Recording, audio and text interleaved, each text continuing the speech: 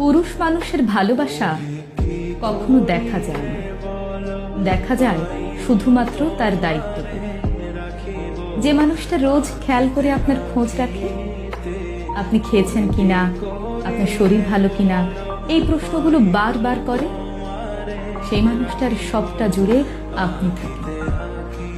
যে মানুষটা কথায় কথায় আপনাকে ভালোবাসি বলে, শুধুমাত্র আপনার জন্ম তারিখটা মনে রেখে আপনার প্রিয় চুড়ি, ফুল আর টিপের পাতা নিয়ে আসে, সে আনরোমান্টিক না, সে শুধু আপনাকে বোঝাতে চায় না।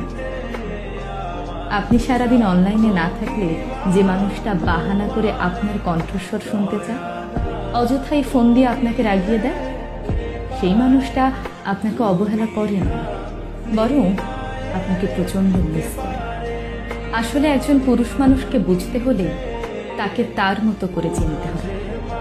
তার পকেটের শূন্যতা, চোখের গভীরতা আর চুপচাপ থাকার মতো অদম্য সাহসিকতার আড়ালে একজন বোকাশোকা, সহজ সরল, সাধারণ মানুষ থাকে।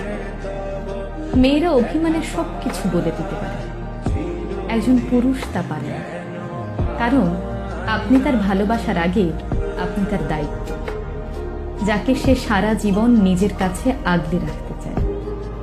শুধু মুখ ফুটে বলতে চায় না তার ঠিক কতটা জুড়ে আপনি রয়েছেন।